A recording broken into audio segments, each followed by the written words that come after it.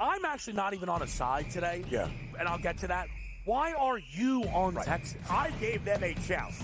Maybe not me as the overwhelming authority in college football, but entering that game on this set to you guys, I said there was one elite defense entering the matchup in Austin back to end out October. It's not the Bulldogs like it used to be. It is Texas. College football today, only on SportsGrid. How do you find some of this great talent that you've brought in, who are still early in their career, might not have a ton of tape on them yet? I've been around this business, man, for almost 20 years. So a lot of these guys will tell you that I popped into a lot of gyms, sparred, or just worked on the side, or, kind of worked out, just watching. I've always loved this sport, man. I think it's the greatest. And we want to continue to put on the next up-and-coming superstars. We know we got them. Only on SportsGrid. The NFL and college, they don't operate on the same timelines, right? UNLV's head coach just got, the Purdue job this morning, where I imagine, right, UNC probably needs to know from Bill. And let's say it's late December, and we see 7, 8 teams open, and none of them want Bill, then Bill's got to make a decision. Does he want to be a college head coach? Pro football today, only on SportsGrid. The two guys that can do it all. Too much electricity this morning. This is a good time. We're having a lot of fun. I had to do a triple take. Ka-ching! Why? Because of parity. I didn't mean to offend. Yeah, it's not going to happen. Load management is a dirty word. Let him rip. You know what? Circumstances provide the results. What? How do you do this one? Oh, Donnie, you got such a good show there. A network that is booming. The Early Line, only on SportsGrid.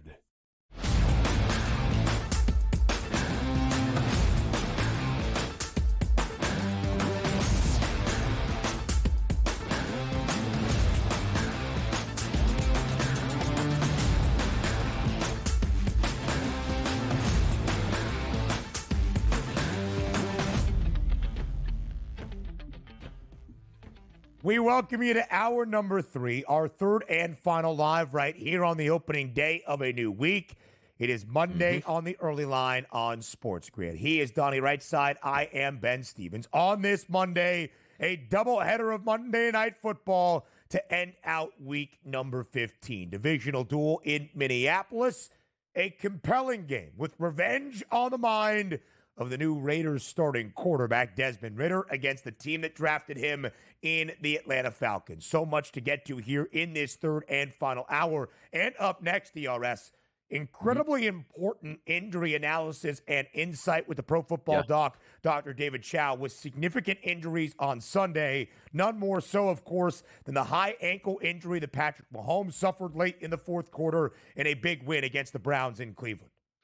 Yeah, we won't talk to him about that. We're going to talk Philadelphia Eagles, the best team in the NFL. I want to know about Landon Dickerson. I want to know about Lane Johnson leaving that football game. I also want to know about Saquon Barkley in the backfield getting hit on that thigh. Also, at the end of the football game, twisted ankle there for A.J. Brown. So who cares about Patrick Mahomes when the team right now you need to beat is the Philadelphia Eagles? That's the way this final hour is going to go. I won't have it any other way.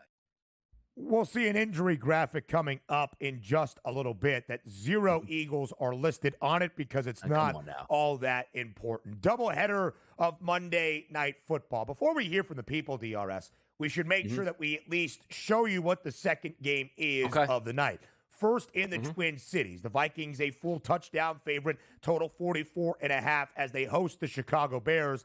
The nightcap out in Sin City, it's the Raiders and the Falcons. Atlanta trying to stymie a 4-game losing skid and just win again to stay in contention for the NFC South. Total also 44 and a hook.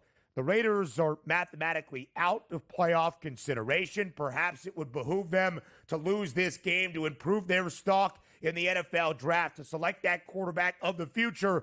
But Desmond Ridder looking for some revenge against the team that drafted him and let him go, taking on the Falcons tonight. Yeah, and Tom Brady said he's going to have a big hand in picking that next quarterback here for the Las Vegas Raiders. We'll see how that actually turns out. But we are at the time of the year, Ben, where one team absolutely must win, and the other team's going like, we absolutely must not win this football game because we want a higher draft position. You know when that white flag starts to get raised, Max Crosby never misses any games. He's probably going to be out for the season, electing to get that ankle surgery. That's the last cog in that defense that gave a damn about stopping anybody. So tonight, if Kirk Cousins, who, by the way, hasn't thrown a single touchdown pass in 4 straight games. That is impossible to do at this point, but he has done it. I expect those passing lanes to open up because the Raiders, the worst passing defense in the NFL, now without their only guy who could rush the passer. If you don't get it together tonight, Atlanta, you will never get it together.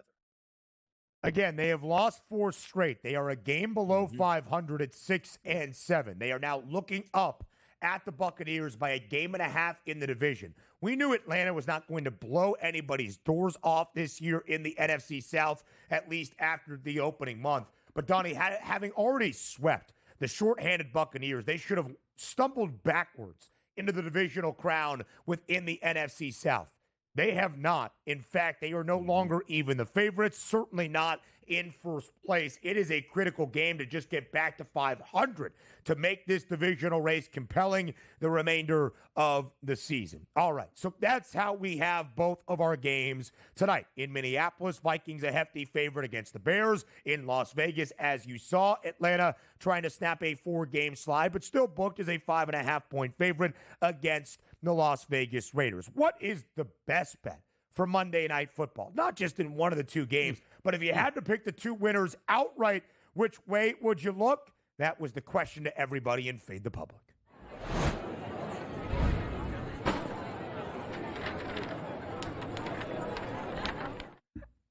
I mean, it's not overly a complicated question. Moneyline parlay for a 5.5-point road favorite and a full touchdown favorite at home with 2 teams that still have something left to fight for and 2 teams that are really not playing good football at the moment. It should be rather simple. It should be Vikings money line, Falcons money line, and that's what the public is giving us at SportsGrid on Twitter. 72% DRS saying Minnesota and Atlanta minus 122. Yeah, and also any given Sundays can turn into obviously any given Mondays at this point, but that's not a bad bet. Like sometimes you'll go like, oh, let me just vote for fun, but you're telling me the Vikings at home are going to lose to the Bears when they're fighting now for the top overall seed in the NFC? I don't see it, but crazier things have happened. And the Falcons, who are not a good football team by any stretch, but they got 2 good running backs, a quarterback that's had success in the NFL, but not in the past couple weeks, a legitimate passing game against a team with a dead, terrible defense, and an offense where it's like, hey, Ritter, come save us here at this point with my guy Sincere in the backfield. Yeah, you're sincerely going to get beaten tonight if you're the Raiders. So I like this. Minus 122 makes a lot of sense. That's the way I voted. There you go. Yeah, I mean, listen, that's the way I voted as well. Even if I think, for whatever reason, the Raiders keep this game even close or backdoor cover or same for Chicago, I do not expect any outright upsets on this Monday night to end out Week 15. Really, this slate is difficult. I think DRS, from a handicapping perspective, will get your take on it. You just mentioned Kirk Cousins in this 4-game slide for Atlanta. Wow, has he been atrocious. 0 touchdowns, 8 interceptions, multiple INTs thrown in the last 2 games for the Falcons, including 2 last week back in his former home against the Vikings, and 4 INTs the week prior for Captain Kirk. There have been some calls, DRS, for his job, and maybe turn to Michael Penix Jr. to try to keep the Falcons competitive within the NFC South. But you mentioned the Raiders, a team that is playing really bad football right now. I think there is going to be yet another coaching change this offseason in Sin City, because if Antonio Pierce can't even get them competitive or make them look even serviceable defensively, what really does he give you as a head coach? Might Captain Kirk bounce back with even a productive night tonight in Las Vegas? Yes, he's going to be productive tonight. I was actually really close to taking him to throw 2 touchdown passes at, I think it was like a minus 113 clip here at the FanDuel Sportsbook. But then I said to myself, well, you know what? Let me just take the simple approach. We'll dumb that down on an all parlay, which he's included, which I'll go over later. But I have him to throw at least 1 tonight. you're going to have a good running game. Bijan Robinson has been very good, even though they haven't been winning football games, being that bell carrier, 15 to 25 carries, depending on the game situation. He's been great scoring touchdowns. He should find pay dirt as well. It's just simple to me when you look at this parlay. The Vikings almost like removed. Like, I expect the Vikings to win tonight, but Atlanta hasn't played all that well, as we said, over the past 4 weeks. But sometimes you say, if there's one game you're supposed to play well against, it's against a dead football team. When you're a dome quarterback and a dome team going to play in another dome against a bad football team that really doesn't want to win this game. Look, I know Antonio Pierce is going to coach them as hard as they can. But when Max Crosby's like, you know what? I hurt my ankle in week 2. I fought through it. Why am I fighting through the final 3 games? Let me throw the white flag up. That's a big sign that the team has thrown that white flag up as well. And I think that's going to happen tonight. Atlanta should win this game. And yes, Kirk Cousins should be productive in this game with multiple touchdown passes. Yeah, DRS, you're spot on there, right? 9-game losing streak for the Las Vegas Raiders as well. They have covered 3 times. In those 9, they have gone over in 6 of 9 because the defense has not been overly great. When you look at the other side for Las Vegas, Desmond Ridder does not have a passing yards prop up just yet, maybe with some quarterback confusion. The only bright spot for Vegas this year, the rookie tight end Brock Bowers, who already has set a new record for the most receiving yards or receptions. I'll double-check that out of rookie tight ends. Passing Sam Laporta, who did it a season ago in Detroit. Brock Bowers has done that in 13 games for the Raiders. Yeah, and he's probably the only bright spot that you're looking at on that offense here. Maybe a little Jacoby Myers on the outside, but for me and my money, it's really not going to find its way to anything on the Vegas Raiders. We're just going to get back to the Atlanta Falcons. I think, again, solid night for Bijan, Drake London. They should eat on offense tonight. That's a bad defense. 87 grabs for Brock Bowers, the most ever for a rookie tight end. Pro Football Doc, Dr. David Chao with the injury analysis next.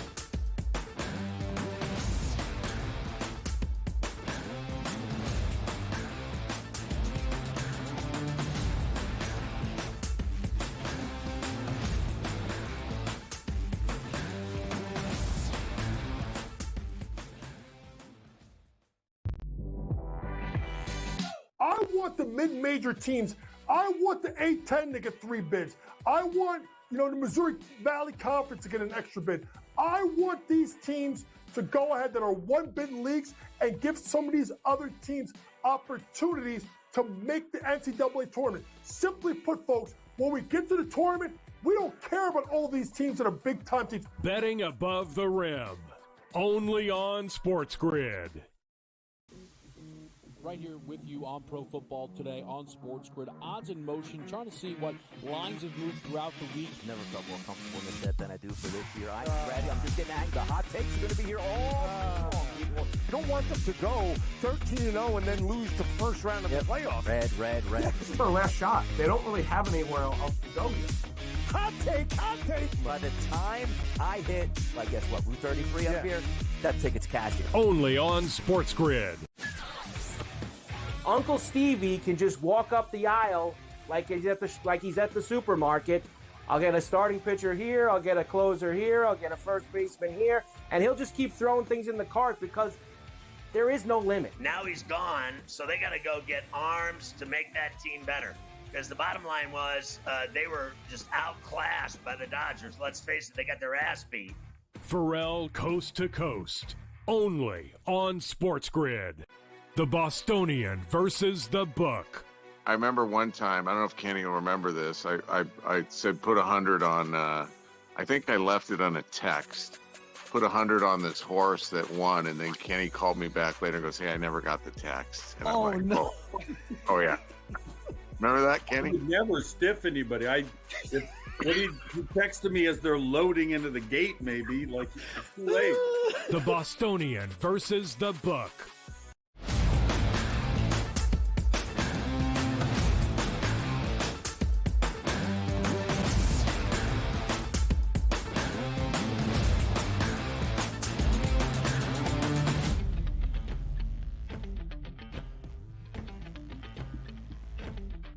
The Week 15 NFL Sunday slate. Significant games, important injuries to detail for you live right here on this Monday on the early line. That means the Pro Football Doc, Dr. David Chao, joins us bright and early to look back on a Sunday. Dr. Chao, as always, we appreciate the time. Thank you for being here.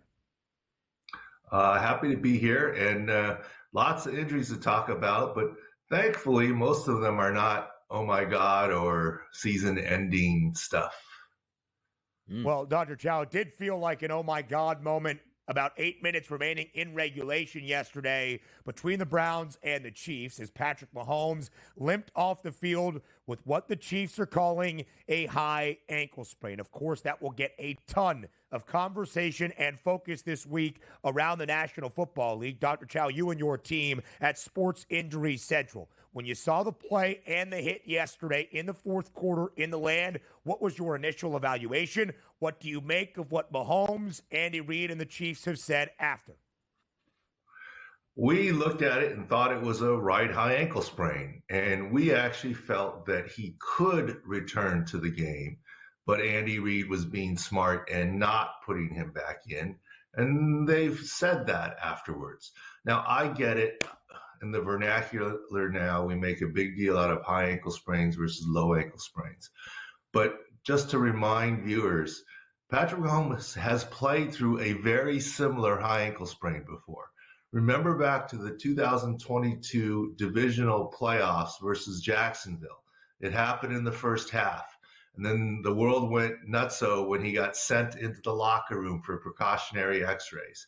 Then he returned to the sideline, and he did not immediately re-enter the game. And the backup finished the drive and even took the kneel down after that. And I was saying live in my halftime injury chat on X at Pro Football Doc, Patrick Mahomes is coming back to this game, even though he's got the high ankle sprain. He did. They won in the second half. Then after the game, Ian Rappaport said he's got a high ankle sprain. And everyone says he's out for the rest of the playoffs. I'm like, no, he's going to play through. He's going to change his game, change his arm angle, not push off. And guess what? He beat the Eagles that year in the Super Bowl, won the conference and beat the Eagles. He's done this before. Will it affect him? Yes. He's able to modify his game. If he were a running back, this would be a much bigger deal. He's able to adapt. Now, with all that being said, he may miss the next game or two because it's a different situation. It's not must-win for the Chiefs. They play 2 games in the next 10 days, including on Christmas and this Saturday. They're tough opponents, the Texans and the Steelers, but I think it's too early to tell whether he will play or not. But don't worry, in the infamous words of Schwarzenegger, he'll be back. It's just a matter of when, and he'll be back well ahead of the playoffs. Yeah, we also saw him, Doc, in the Super Bowl get re-injured before halftime and come back in the second half and play very well, beating the Eagles in that Super Bowl. We watched primetime football last night. Seattle, Doc, trying to win the NFC West, but we saw Geno Smith take a shot to the leg and did not return. What's the prognosis for Geno Smith? What did you see? Yeah, he got hit as he jumped up in the air, and he got hit on the back of the shin, right shin and calf. The good news is, and his knee got folded up. The good news is structurally, we didn't see anything. And sometimes what we don't see is better news than what we do see. And we didn't see anything there. Mike McDonald has said there's no structural damage now. I think it was not impossible that he could return to the game. Obviously, he was hobbled. So I put that right now, unless the MRI surprises us with something like meniscus, which technically I guess is structural, but it's not a ligament. The ligaments are fine. Don't see this as significant right now. And let's hope that the MRI confirms that. So, Dr. Chao, as we look at some of those contenders around the National Football League, the Detroit Lions yesterday in the highest scoring game of the season against Buffalo have their 11-game win streak snapped. Detroit has dealt with a litany of injuries on the defensive side of the football this year, and even more significant ones yesterday, including Aleem McNeil and one of their best defensive backs in Carlton Davis. After the game, Dan Campbell said both are season ending. Do you agree with the head coach in the Motor City's assessment? Well, it's hard to argue with a coach that gets a medical report from doctors that examine players versus my looking at video. And that's a pretty definitive statement.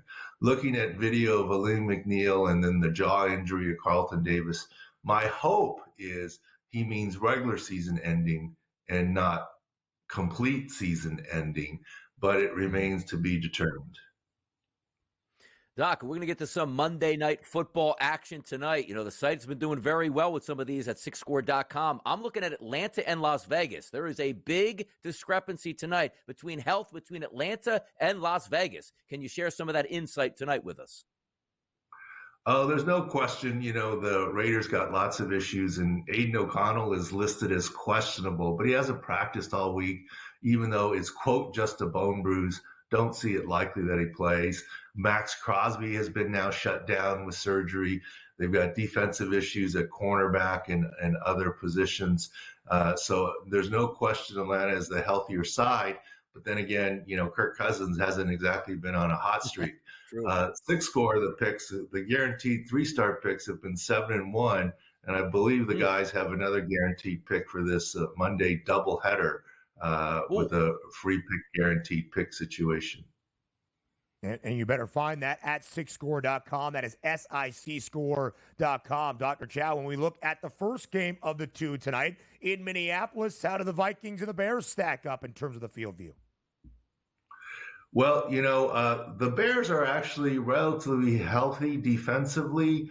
The Vikings know Stephon Gilmore defensively. Overall, this is not a horrible health game, but the Bears have had so many changes that, you know, the coaching staff and other things. The Vikings, you know, need to win, right? The Packers are nipping at their heels, and they're, in theory, if they win, they're tied with the Lions atop the NFC North. So it'll be an interesting matchup for the Vikings. Certainly will be. 12-2 would be the mark for Minnesota if they can match that of Detroit with a victory over the Bears tonight. The Pro Football Doc, Dr. David Chao, as always, we appreciate your time here on this Monday. More on the early line comes up next.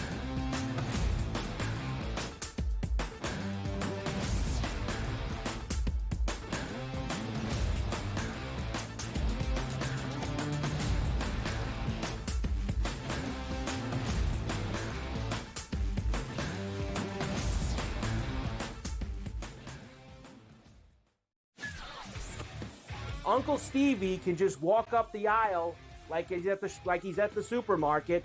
I'll get a starting pitcher here, I'll get a closer here, I'll get a first baseman here, and he'll just keep throwing things in the cart because there is no limit. Now he's gone, so they got to go get arms to make that team better. Because the bottom line was they were just outclassed by the Dodgers. Let's face it, they got their ass beat. Pharrell Coast to Coast, only on SportsGrid. I want the mid-major teams. I want the A-10 to get 3 bids. I want, you know, the Missouri Valley Conference to get an extra bid. I want these teams to go ahead that are 1-bid leagues and give some of these other teams opportunities to make the NCAA tournament. Simply put, folks, when we get to the tournament, we don't care about all these teams that are big-time teams. Betting above the rim, only on SportsGrid.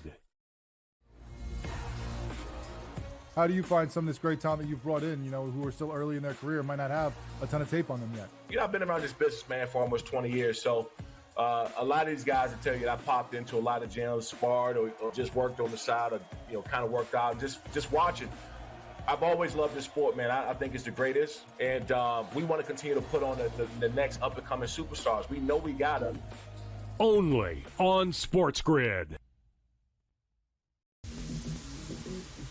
The NFL and college, they don't operate on the same timelines, right? UNLV's head coach just got, you know, the Purdue job this morning, where I imagine, right, UNC probably needs to know from Bill. And let's say it's late December, and we see 7, 8 teams open, and none of them want Bill. Then Bill's got to make a decision. Does he want to be a college head coach? Pro Football Today, only on SportsGrid.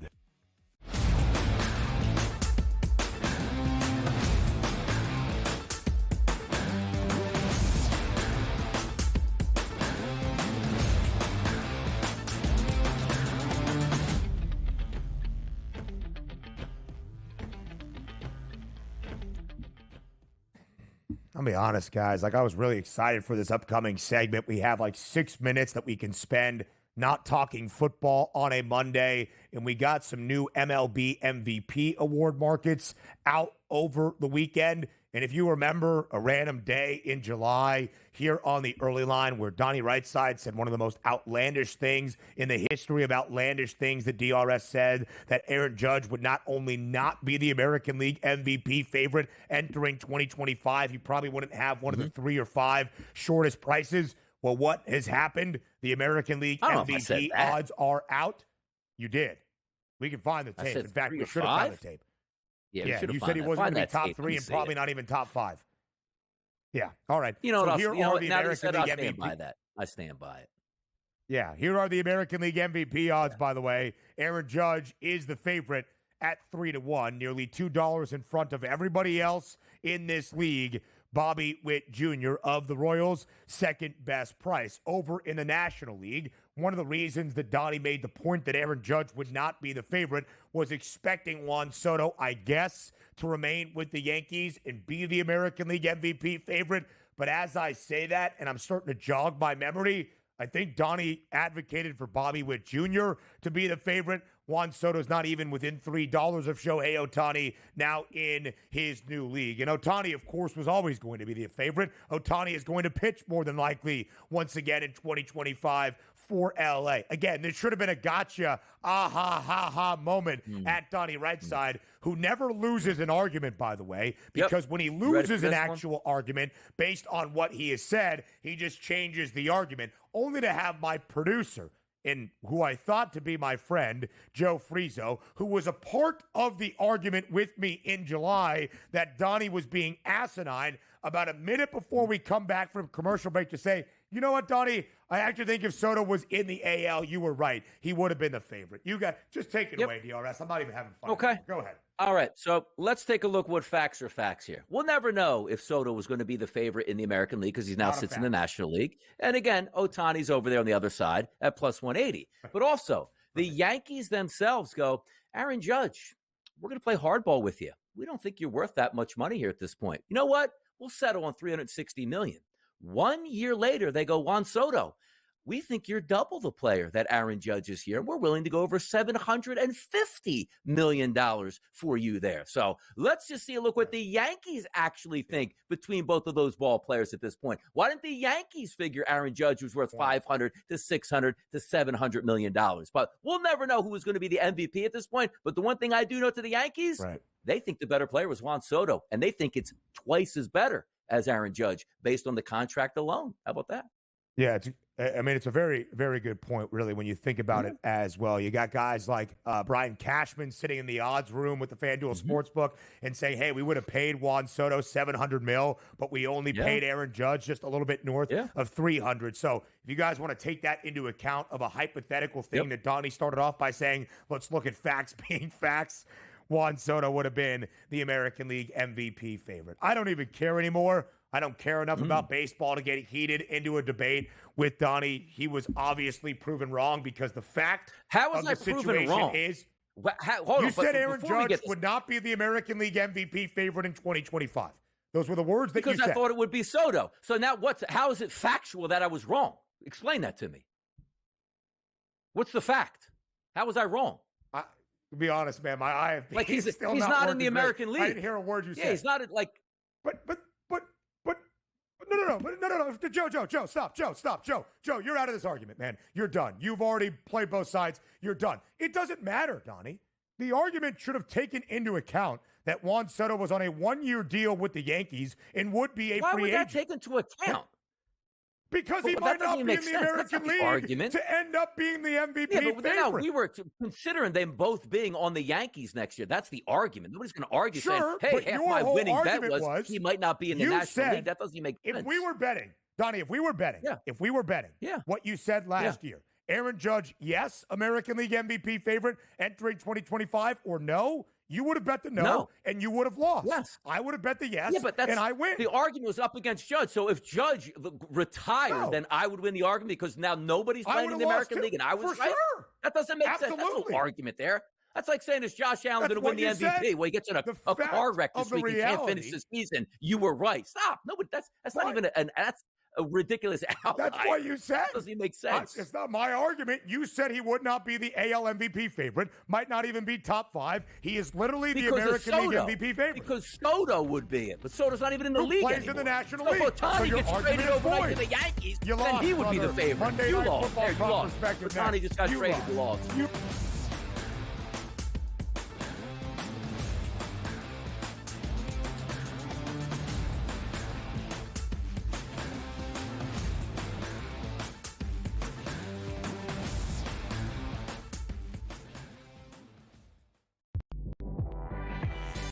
I want the mid-major teams. I want the A-10 to get 3 bids. I want, the Missouri Valley Conference to get an extra bid.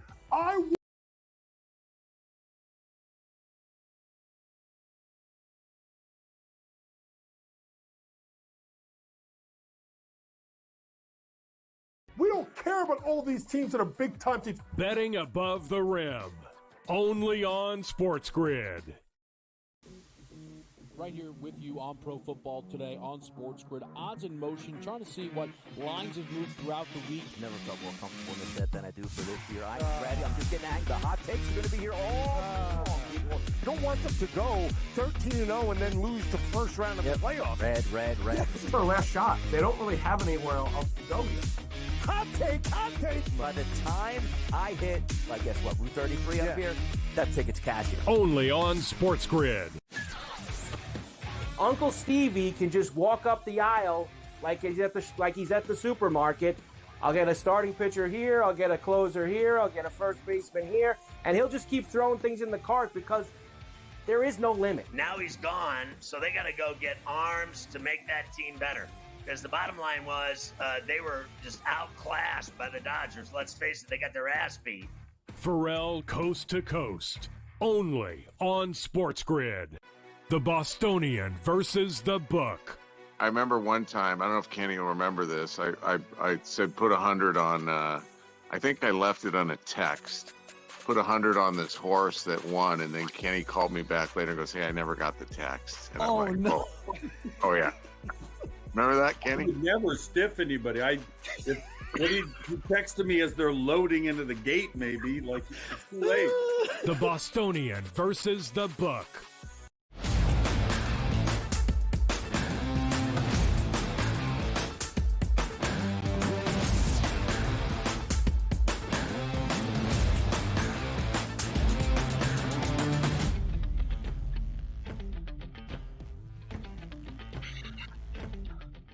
I love on a Monday or a Thursday when I scroll down in the rundown and I see a Tom Vecchio prop betting card for any given night, and it just fires me up to talk some football and that prop perspective to start off a new week with SportsGrid's Tom Vecchio. It is TV Tom. What makes me doubly excited is the fact we have not one, but 2 Monday Night Football games to break down and find some winning wagers for. So, Tom Vecchio, as always, we appreciate the time and your expertise here on this Monday. Of course. Thanks for having me. We are in for 2 great games tonight. And I know at face value we have an awesome team with the Vikings going up against the Bears, who are the Bears. And then we have the Falcons, who are pushing towards the playoffs and certainly better than the Raiders. And we're not sure what we should be expecting. We are in for plenty of scoring tonight. I want to make that very clear. We are in for plenty of scoring, specifically, obviously, from the Falcons and the Vikings. 2 specific players we have to get to. I don't want to harken back to a couple of Mondays ago when I was perfectly right about Cortland Sutton and Bo Nix. That's what we're in for tonight. Let's roll. All right. Vecchio, with that in mind, let's start with our first game. In Minneapolis, a divisional duel between the Vikings and the Bears. It is a full touchdown number in favor of Minnesota, a total standing at 44 and a hook. Vecchio, as you mentioned, in both components, we have games where a team is in the hunt for playoff significance or trying to at least stay alive in a divisional chase. The team in this scenario is Minnesota at home, laying a touchdown against a divisional foe. So knowing the Vikings are the team with the expectation, do you target just Minnesota in their prop market for? Yes and no.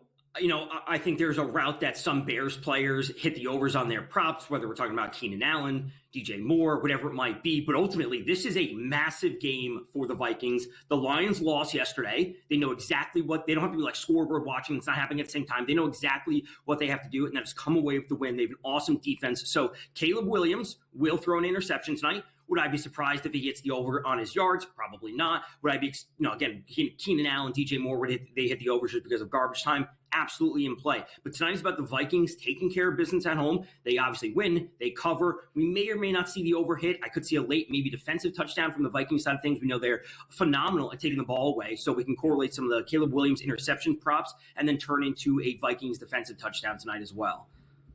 Yeah, some interesting things, too, from the starting quarterbacks is Sam Darnold's really turned it on as of late. Multiple touchdown pass team lead in just about every game. His number's on the move, Tom. Yeah. This morning, over 1.5 touchdown passes was minus 150. It's now up to minus 164. And I agree with your opening salvo there. I think we get points from two teams that we're targeting here, and the Vikings and the Falcons. But if we are looking at the passing prop numbers, Caleb Williams, let's just say, playing from behind, is there a chance that he can get his 224 tonight, or are you playing the unders on Caleb in that aspect as well? I think the Caleb Williams yards are fun. We saw that comeback on Thanksgiving, right, against the Lions. Yeah. We're seeing yards from Caleb Williams, right? It may not be the most efficient. They're starting off scoring, 4 yards in the first half, 30 yards in the first half against San Francisco. It's not pretty by any means, but it just happens to be there just because they're playing from behind. We see these prevent defenses that he's going up against, and the yards and the touchdown may actually come from Caleb Williams. So if you told me Caleb Williams did 250 and even 2 passing touchdowns tonight in a losing effort, I wouldn't be shocked by that, right? And the Vikings still cover, they still win, whatever it might be, but the yards and the touchdowns could very easily be there for Caleb Williams tonight. Mm-hmm. When you look at Minnesota, one of the best rushing defenses in the NFL, part of the reason the Vikings are the third worst passing defense in terms of yardage allowed is because often they play from in front, which means the team has to throw a ton, both in the perfect 5-0 start to begin this season and now this recent 6-game win streak for Minnesota. Vecchio, there are so many different pass catchers that we could look at tonight. Of course, when you start with the Vikings, Justin Jefferson comes top of mind, 81 and a hook. He has had at least 81 receiving yards in 10 of the 13 games for the Vikings this year. Last week, a $132, only better by Jordan Addison, who had a $133 and 3 scores. If you had to go to a single Vikings receiver tonight, whether that's a wide receiver or a tight end, who would get your focus in the prop market? TJ Hawkinson is going to score his first touchdown of the season tonight, plus 220. He's also going to go over 44.5 receiving yards. Bears, they've allowed the 8th most receiving yards to opposing tight ends, sitting up at 814 this year. I love this spot for TJ Hawkinson. And we saw these huge games, as you said, from Justin Jefferson last week. Jordan Addison has been amazing, multiple touchdowns, the yards, over 100, this, that, the other thing. It's time to get TJ Hawkinson in the end zone. We have seen good consistency for the large part from Aaron Jones, involved in the passing game. You said Addison and Jefferson, obviously the duo that they have. But Hawkinson is that missing key, obviously coming off of the injury. He started the year late, all these sorts of things. Hawkinson finds the end zone. He goes over his yardage. I don't want to, say back, look back to historic times where he's been great against the Bears when he was with the Lions. We don't want to bring that up. But this year he plays a solid role. He's 4th on the team when it comes to red zone target share. Obviously, Justin Jefferson, Jordan Addison, and Aaron Jones ahead of him. Hawkinson finds the end zone tonight.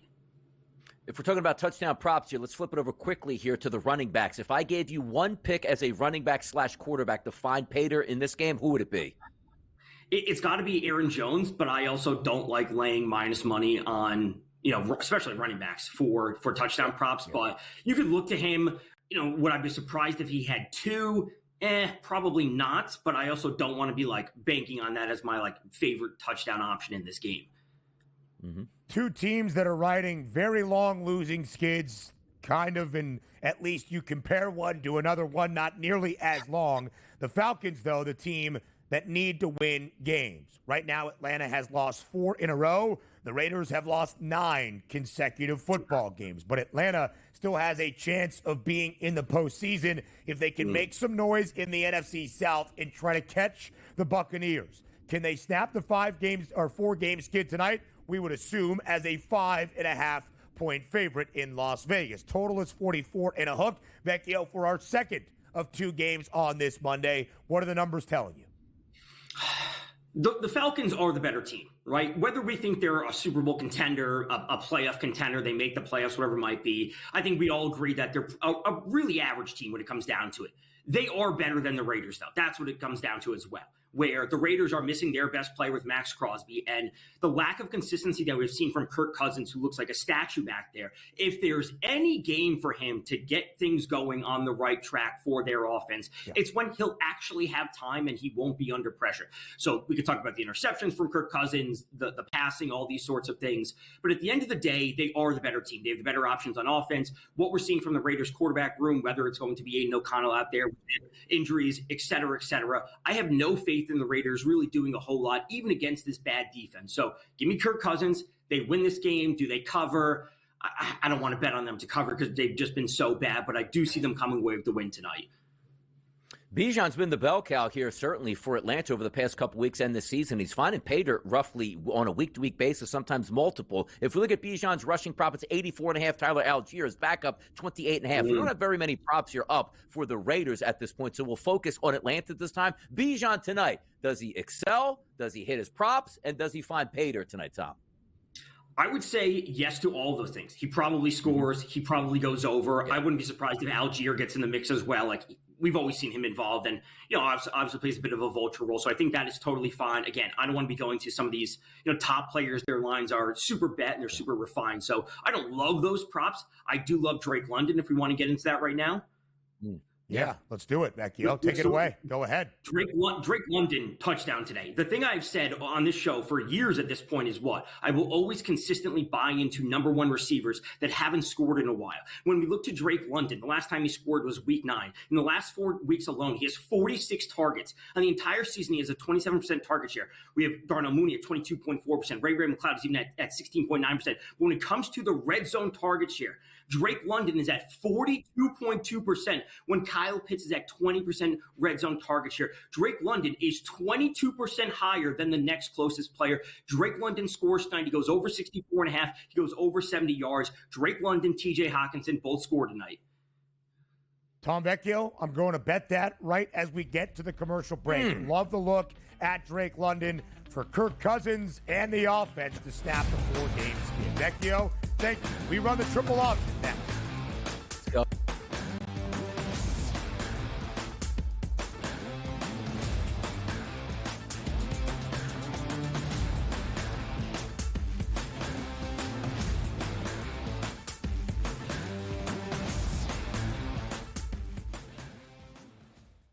Sharpest football contest show in the land. The Las Vegas Football Contest Show focuses on Circus Sports Million, Circus Survivor, and the Westgate Super Contest, handicapping the games and releasing our contest picks every week of the season.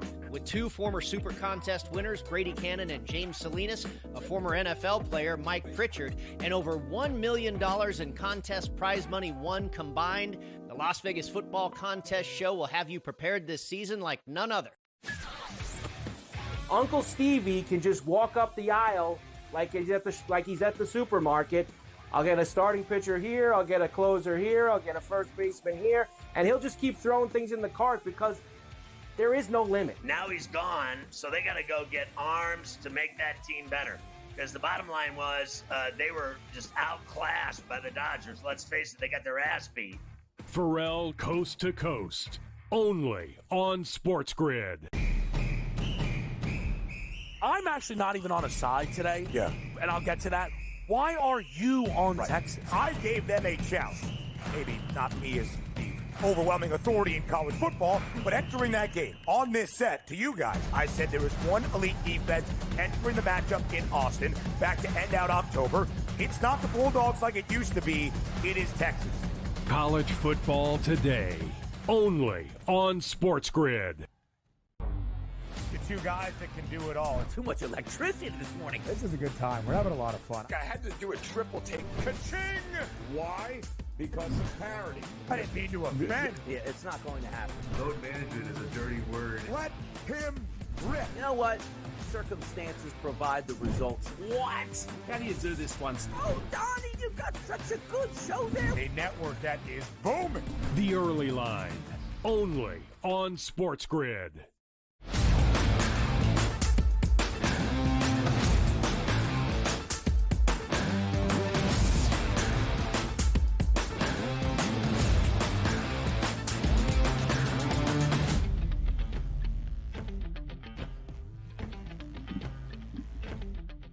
sometimes when there's a night that deserves it, when you have two Monday night football games with plenty of picks to give out, you must run the triple option. It is our favorite side, favorite total, and favorite prop from a doubleheader of Monday Night Football to end out Week 15 of this National Football League regular season. In any of the two games, we can try to give you some winning wagers. Donnie, this is not the greatest doubleheader of Monday Night Football we could expect at this stage of the season. I find it a little bit difficult to handicap, but Vecchio got me fired up. I think we can still win some wagers, cash some tickets tonight. So let's dive into the triple option, and we start with your favorite side. Where are you looking on this Monday night doubleheader?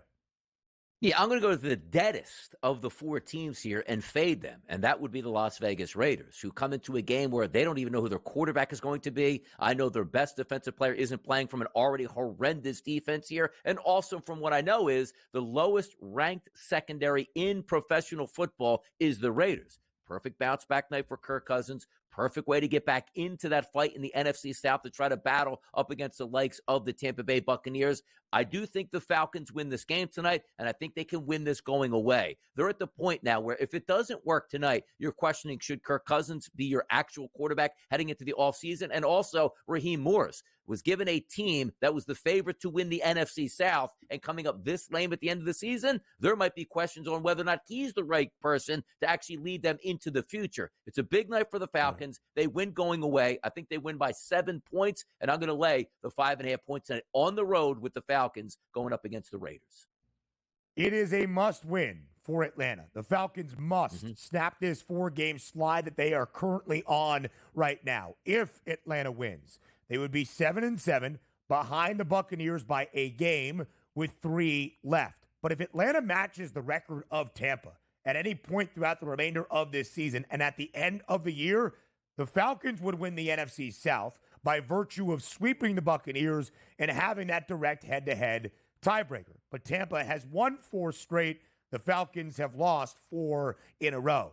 Atlanta wins the game tonight, but I think the Raiders somehow, some way do end up covering. I will give you the very large caveat that of all of these things that we could potentially bet tonight, whether it's totals or props, the side by far my least favorite. Initially, I had the Vikings -7. I took that out thinking a touchdown in a divisional game might be a little bit too much. Then I had Minnesota by 1 to 13 points in terms of the scoring margin. There's a chance, though, Minnesota wins by 2 touchdowns. All to say, I hate the side tonight. I'll go with Desmond Ridder revenge just to cover for the Raiders at home against the Atlanta Falcons. You heard from Dr. Chao. Aiden O'Connell listed as questionable, but we do not expect him to play tonight. Des Ridder against the team that drafted him in the 3rd round now over 2 years ago, trying to exact a little revenge. Maybe it happens this evening. But again, don't love the side, so let's go into the total. DRS, where are you looking and in what game?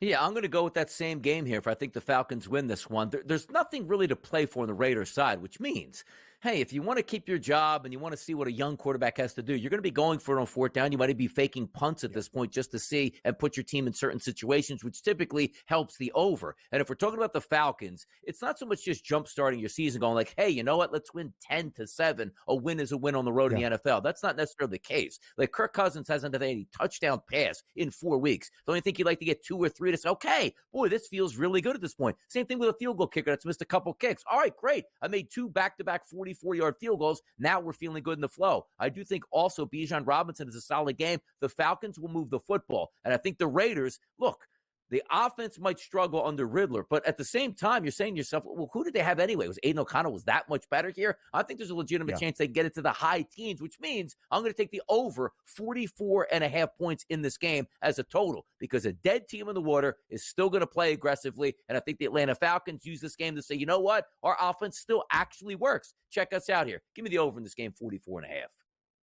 It needs to work, Donnie. I like that look for this game. I do think we will see some points. It's why I love what Tom had to say about Drake London hitting pay dirt. There is going to be a bunch of scores tonight. The Raiders in this 9-game skid have gone over in 6 of 9. They have allowed at least 27 points in 7 of these 9 losses. Atlanta must find its footing offensively, where Kirk Cousins has not tossed a touchdown in this 4-game slide, and they had gone under in their first 3 on this 4-game skid before allowing 42 points to Minnesota a week ago. Speaking of the Vikings, they went over last week against the Atlanta Falcons. I think they play to the under tonight. Minnesota is one of the best scoring defenses in the National Football League. I expect Minnesota to win comfortably against Chicago on this Monday night in the Twin Cities. 11 wins for the Vikings. I expect it to be 12. In 8 of the first 11 victories for Minnesota this year,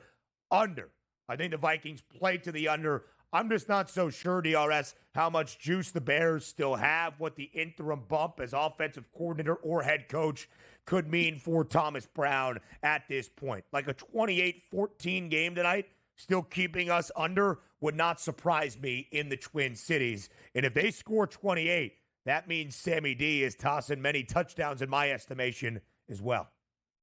Yeah, it helps me out as well. So my third part of that, obviously, is Sam Darnold over 1.5 touchdown passes. Kevin O'Connell, great offensive coordinator / head coach. Darnold is really letting it rip right now. And those 2 wide receivers feeling it. There's a chance that both of those guys can certainly get 100 yards once again through the air. But you're right about this. We're not questioning the Minnesota Vikings. If they need to score points, they'll score, and they're going to win this football game. We're questioning what we're getting out of the Chicago Bears on offense. So your thought process is right. A comfortable victory, but can the Bears approach the 20s, which is what it's going to take to get that game over the total? So I agree with the handicap there. The Vikings will score. We just don't know how much the Bears are going to score.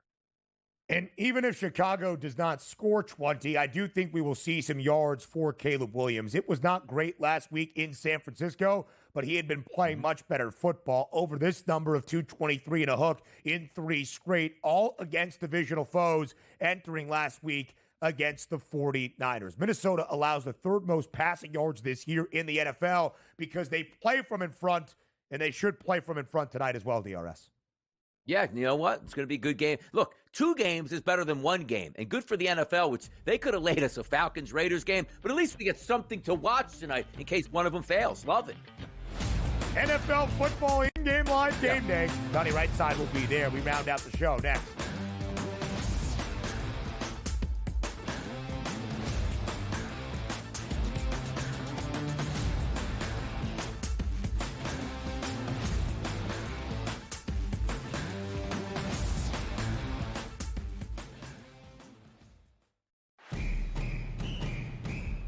I'm actually not even on a side today. Yeah. And I'll get to that.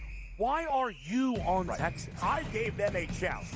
Maybe not me as the overwhelming authority in college football, but entering that game on this set to you guys, I said there was one elite defense entering the matchup in Austin back to end out October.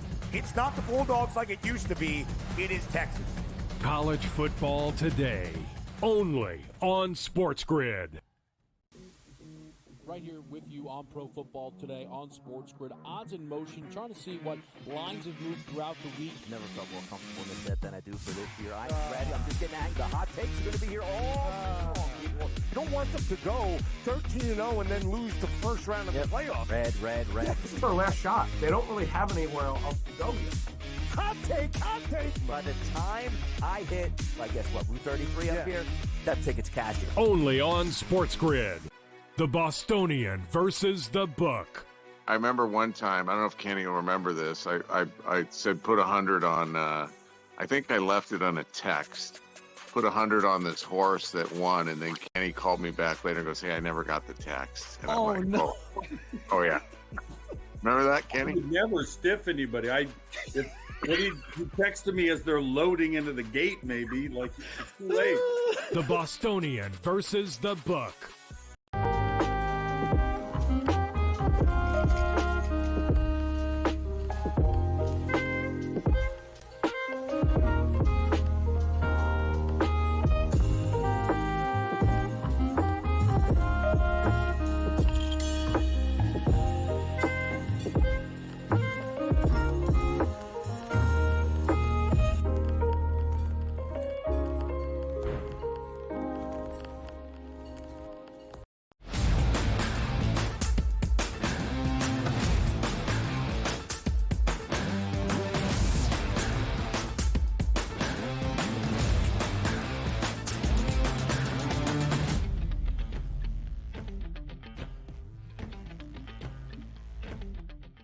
You have now officially entered the very first week of the very first 12-team college football playoff with the very first on-campus college football playoff game in the history of college football. And we don't have to wait many more weeks. In fact, as I just mentioned, it is now officially game week. Friday night, under the watchful eye of Touchdown Jesus in South Bend, Indiana, it's the 7 seed Notre Dame against the 10 seed Indiana. An in-state showdown in the first ever college football playoff game in the 12-team era. If before the year you had Indiana squaring off in that game, I hope you are rolling over your winnings to Friday night. The Fighting Irish, though, at home in South Bend, are more than a touchdown favorite. Total stands at 51.5. What a game we can expect this to be. The 30th all-time meeting between these two in-state foes. The first time that the Hoosiers and the Irish will face off on the gridiron since 1991. Indiana's last win against Notre Dame came all the way back in 1950. The only time that IU has walked into South Bend and taken down the Golden Domers was way back in 1898. Notre Dame has won 23 of the previous 29 meetings between these two programs. In fact, Notre Dame has been on a heater this year against non-MAC foes.